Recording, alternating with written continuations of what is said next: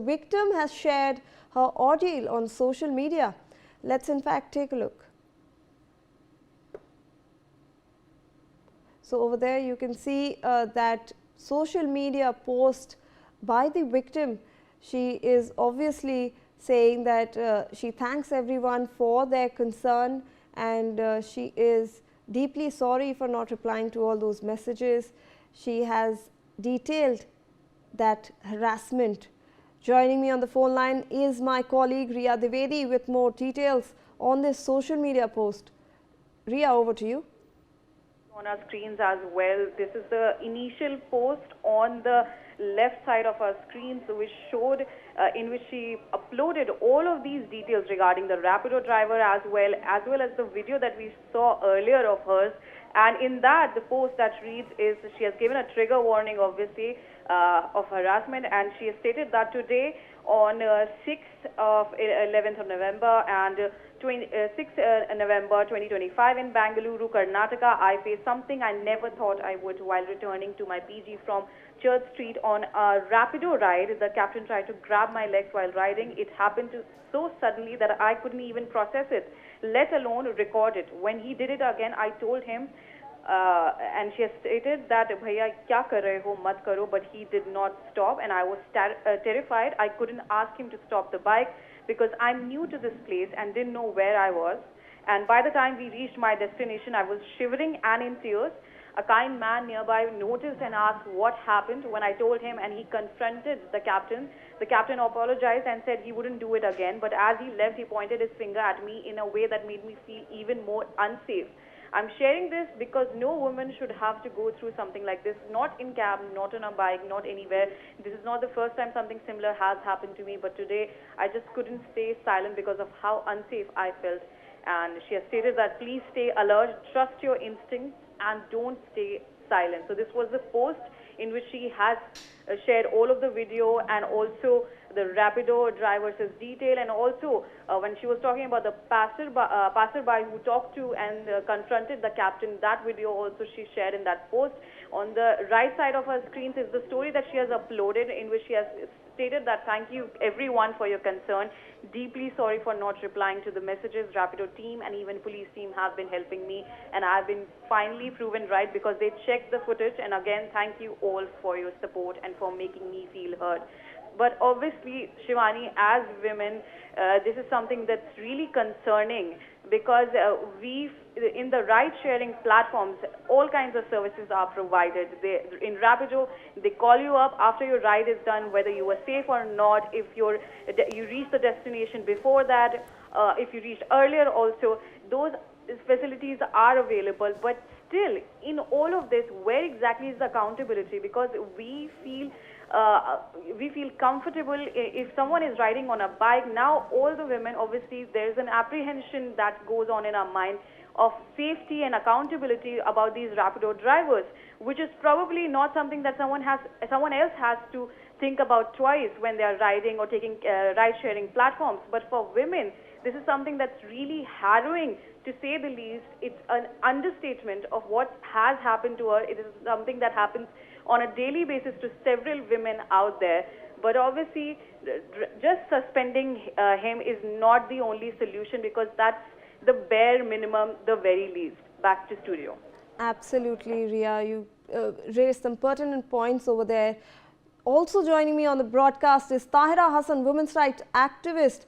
Thank you so much, ma'am, for joining us on this broadcast. However, we are discussing a very horrifying, incident where this girl was harassed just for, booking a ride, and she wanted to just go home. The questions on women's safety in urban areas is coming to the fore again and again. Yes, it's very and horrifying incident. Most of the young girls, college girls, they commute through this Rapido or Ubers like that, and the working women also. So I think, who cannot afford or who cannot have their private, especially they are studying in another city, not their hometown. So naturally they hire the Uber and Rapido. So this happened, and the most shocking is this, that these people have no fear of law, and they take the as an object. I mean, they can enjoy, they can do it. I mean, they can. All right, I believe we have lost the connection over there with Tahira Hassan. We'll try to reconnect with her. However, remember viewers that we are seeing this horrifying incident come to light from Bengaluru. I believe Tahira Hassan is back on the line with us. Yes, ma'am, please do continue your thoughts. Yes, yeah, I'm saying the most shocking is when he confronted with the captain, he said he will not repeat it next time. What does it mean? I mean, the strict action must be taken by the captain. Why he has not taken any action? I mean, what kind of answer is this that he will not repeat next time? I mean, he has done. I mean, does he think that women are object? I mean, they are just. I mean, commodity. You touch, you enjoy, and after that, say, no, next time I'm not going to touch you, not going to harass you like that. I mean, you are assaulting on women dignity. I think action must be taken. This girl must go and register the FIR and the suspension for time being. I mean, it's really shocking for me. And the person harassed, the driver of the Rapido, harassed this young girl. She was in tears, you know. She was shivering after this harassment. And after that, he has been suspended for time being because FIR has been not lodged. I mean, someone else must go. Some activists are there. I just want to say on this channel that they must go and help her and just register the FIR. After the Nirbhaya case, Justice Verma committee was constituted and it was decided that one stop, one center will be open in every city. So it is their duty also to register the FIR. Get it registered. Right, ma'am, on this I want to bring in, please do stay on with us. I want to bring in the latest updates through my colleague Belly Thomas is joining us from Bangalore. Belly, do we have an update on what police action has been taken in this case? Taken cognizance. Shivani, the police have taken cognizance of this particular social media post and they have requested the victim to share details of her ride on November 6th. And once she comes with a complaint, or soon after she shares the right details, they could, from their side, start their investigation onto who this captain was and what was his antecedents. Does he have a criminal record prior to them, and during what time, what point of time has he joined this ride? Has he? What are his reviews like with earlier customers? Like, are there anyone who has given negative feedbacks on them? All those kinds of investigations would happen. So the police have reached out to the victim to share the details of the ride and are expecting a complaint, a formal complaint from her, so that they can register an FIR and proceed with this case legally. Shivani, right, back to you. Right, stay on with us. Tahira ma'am, we are getting to know now that the police has taken cognizance of this social media post that the victim actually put out, and the police has requested her to file a formal FIR with them so that they can go forward with your investigation.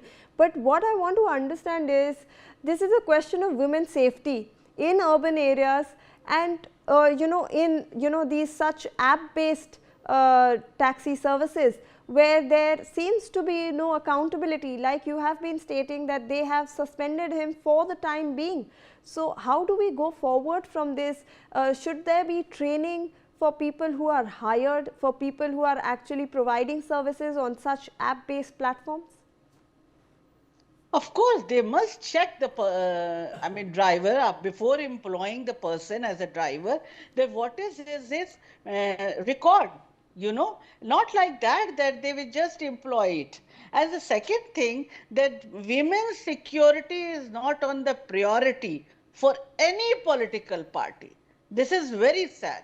You know, we have very strong laws. Again and again I state that after Nirbhaya, we have very strong law in our hands. And the prevention is always better than punishment. And in the after Nirbhaya, we have law, and there is the guideline how to prevent these kind of actions and this type of crimes. and protect women. 3,000 crore Nirbhaya fund is there.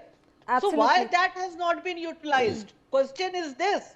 Every day we hear that women are harassed.